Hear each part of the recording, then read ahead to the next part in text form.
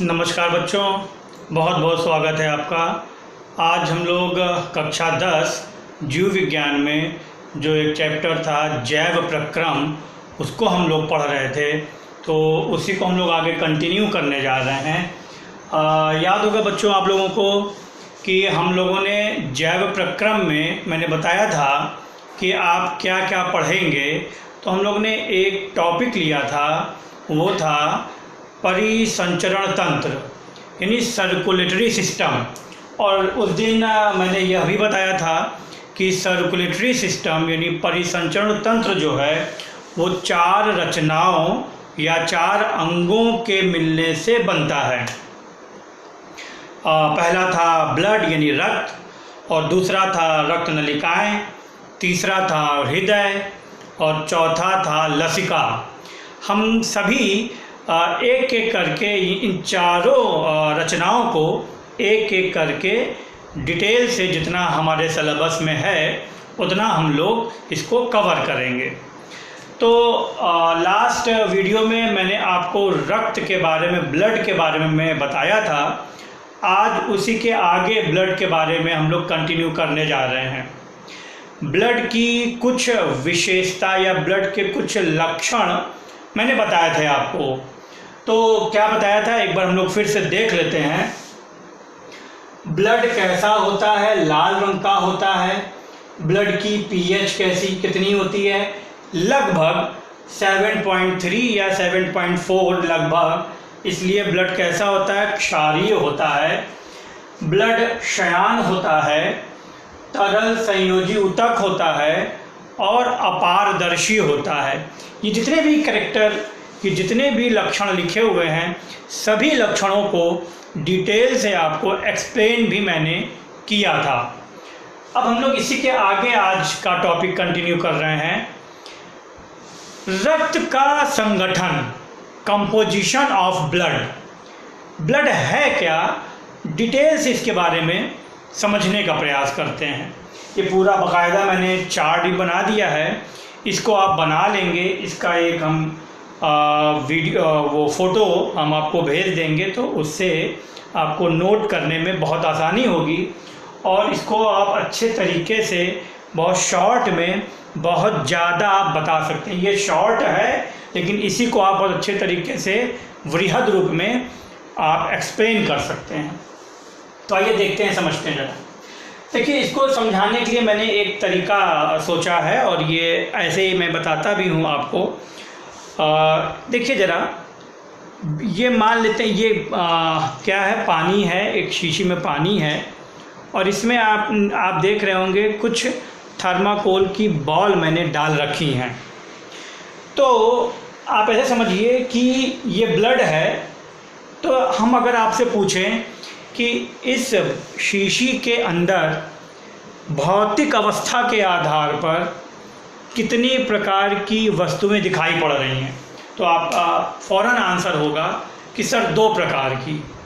एक तो ये लिक्विड है यानी जो पानी है, जल है, और जो दूसरी है वो जो बॉल है वो यानी ठोस। तो एग्जैक्टली यही हमारा ब्लड भी होता है। ब्लड का एक द्रव वाला भाग होता है, ब्लड का एक द्रव वाला भाग होता है जिसे हम प्लाज्मा कहते हैं। क्या कहते हैं? प्लाज्मा। और एक ब्लड का ठोस वाला भाग यानी जो आप बॉल देख रहे हैं वो ठोस वाला भाग, जिन्हें हम कणिकाएं या सेल यानी कोशिकाएं कहते हैं, ब्लड की सेल। तो ब्लड के 2 हिस्से हुए, एक ब्लड का लिक्विड पोर्शन, जल वाला द्रव वाला भाग, और दूसरा ठोस वाला कणिकाओं वाला भाग, कोशिकाओं वाला भाग। ये कोशिकाएं, ये जो कणिकाएं हैं, इसी प्लाज्मा में यानी अपने लिक्विड में, अपने द्रव में तैरती रहती हैं। ये एक आपका थॉट्स बने। प्लाज्मा जो होता है, अब डिटेल से आ रहे हैं। प्लाज्मा हल्के पीले रंग का होता है। कैसा होता है? हल्के पीले रंग का। अब आप कहेंगे कि सर ब्लड जब हमारा निकलता है तो हमको तो ब्लड लाल दिखाई पड़ता है। बात सही है, ब्लड लाल इसलिए दिखाई पड़ता है कि ब्लड में जो सबसे ज़्यादा सेल पाई जाती है वो होती है RBC। वो कौन सी सेल होती है? RBC। या यह भी कह सकते हैं कि हमारे संपूर्ण शरीर में जो भी सबसे ज़्यादा पाई जाने वाली कोशिका है वो है RBC, रेड ब्लड कॉर्पसल्स या रेड ब्लड सेल। तो इसलिए चूँकि वो लाल रंग की होती है, बहुत ज़्यादा होती है, इसलिए हमारा ब्लड लाल रंग का दिखाई पड़ता है।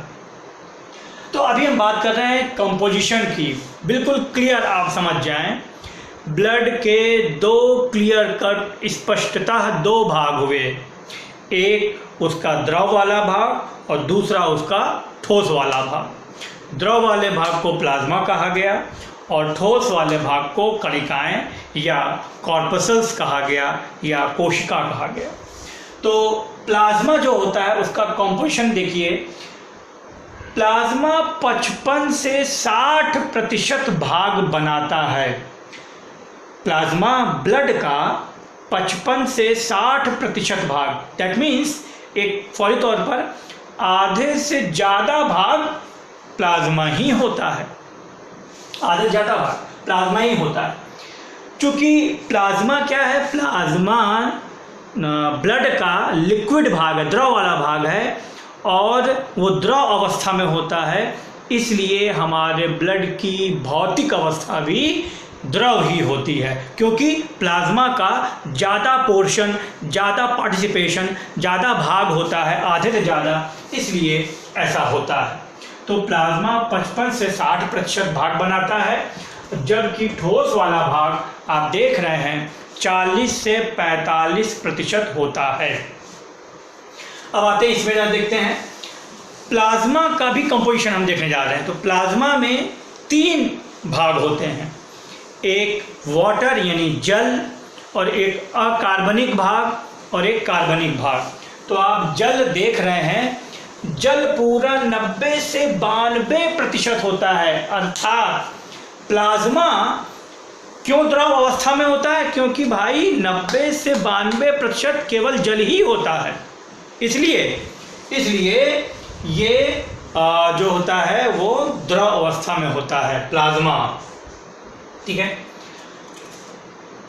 अकार्बनिक भाग, ठीक है, अकार्बनिक भाग जो होता है वो 1% होता है। जस्ट मिनट,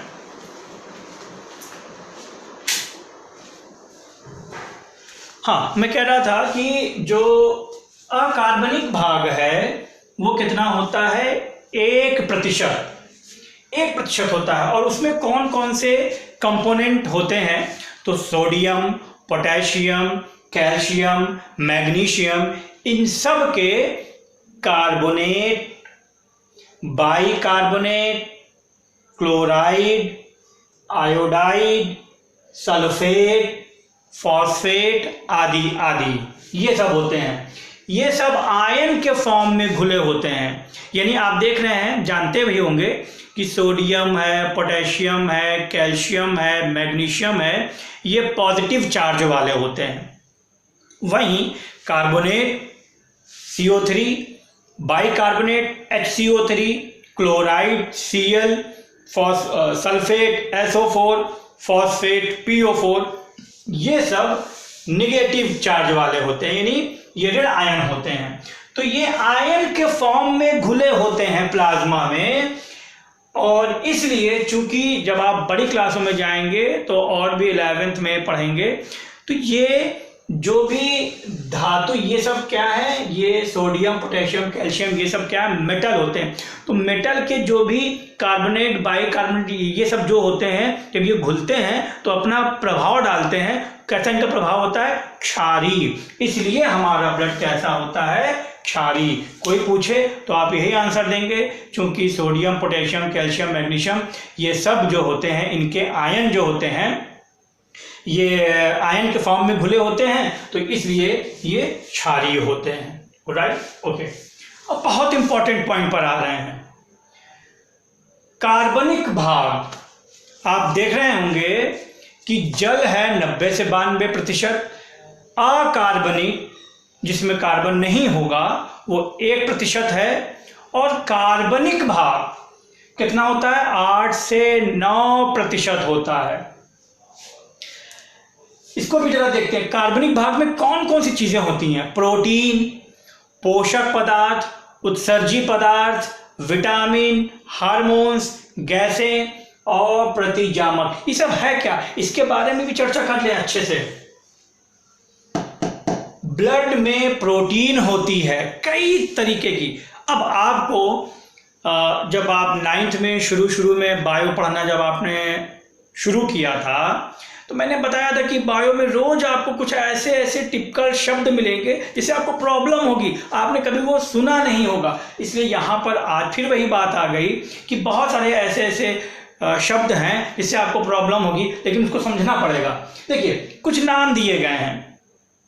क्या है? Albumin, albumin, albumin, albumin, globulin, prothrombin, fibrinogen.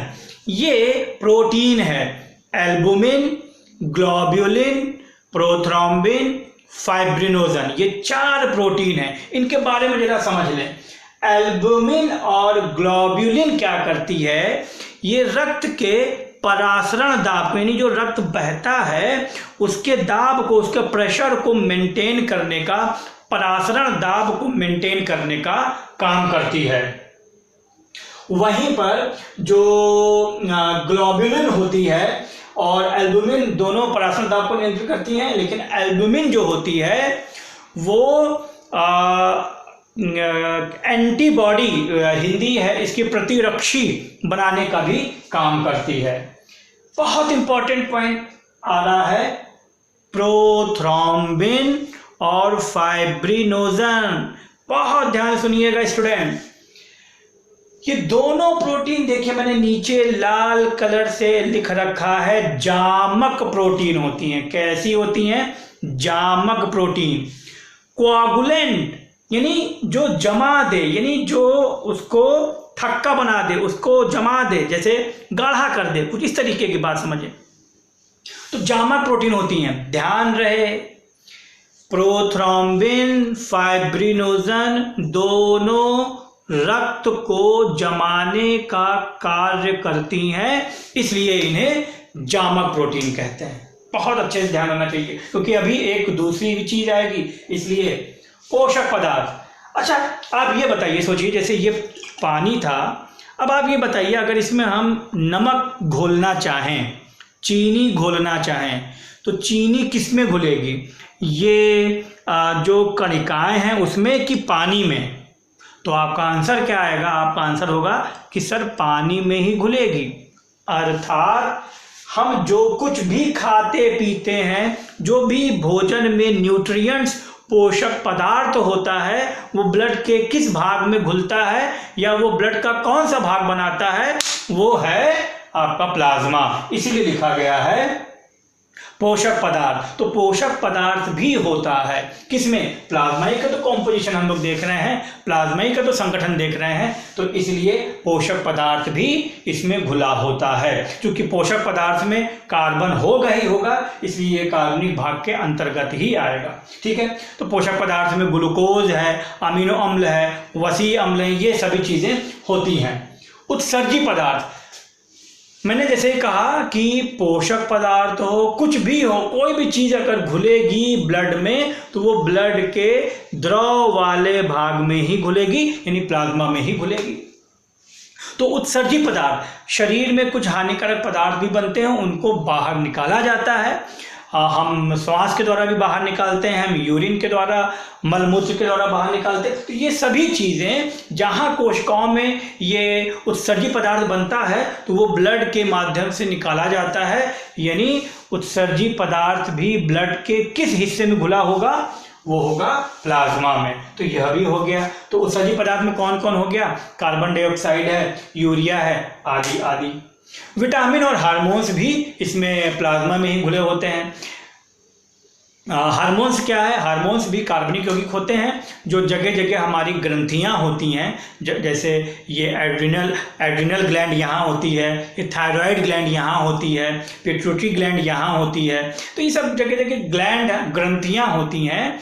ये ग्रंथियां एक केमिकल बनाती हैं और ये ब्लड में इनको मिलाती हैं। इन केमिकल, इन रसायनों को हार्मोन्स कहते हैं। हार्मोन्स का टॉपिक बाद में हम लोग डिटेल से पढ़ेंगे। तो हार्मोन्स वगैरह भी इसमें घुला रहता है और जहाँ पर उसको काम करना होता है वहाँ पर जा कर के शरीर में अपना वो काम करता है। क्योंकि हार्मोन्स, मान लीजिए यहाँ पर थायराइड ग्लैंड है, थायरॉक्सिन हार्मोन्स बन रहा है, अब शरीर में उसको काम करना है तो कैसे जाएगा? वो ब्लड के माध्यम से सर्कुलेट करेगा, बहेगा और फिर अपना काम करेगा। तो इस तरह से गैस भी जो हम लोग ऑक्सीजन लेते हैं, कार्बन डाइऑक्साइड निकालते हैं, ये सभी जो गैसें होती हैं ये सब ब्लड के प्लाज्मा वाले भाग में ही घुलती हैं। ठीक है, वेरी इंपॉर्टेंट, बहुत ध्यान समझेंगे। प्रतिजामक लिखा हुआ है। अगर आपको हो सकता है शायद आप देखें क्या लिखा हुआ है, प्रतिजामक। इसको प्रतिजामक में क्या होता है? हिपैरिन। प्रतिजामक, प्रति का मतलब एंटी, दुश्मन। जामक का मतलब जो जमा देने का दुश्मन हो। किसका जमा देने का? ब्लड को जमा देने का। अब इसी बात को समझते हैं। देखिए, ब्लड में दो तरीके की बातें हैं, दो तरीके की प्रोटीन है और दोनों का स्वभाव बिल्कुल अलग है। एक यहाँ जामक लिखा है और एक यहाँ प्रतिजामक लिखा है। तो जामक प्रोटीन का काम होगा ब्लड को जमाना और प्रतिजामक का काम होगा ब्लड को ना जमाना, उसका विरोध करना। तो देखिए, मान लेते हैं ये है जामक प्रोटीन, यानी प्रोथ्रोम्बिन और हिपैरिन, और ये वाला हाथ मेरा मान लेते हैं ये है जामक प्रोटीन प्रोथ्रोम्बिन और फाइब्रिनोजन। जामक प्रोटीन प्रोथ्रोम्बिन और फाइब्रिनोजन, और ये वाला हाथ हमारा प्रतिजामक है, हिपैरिन।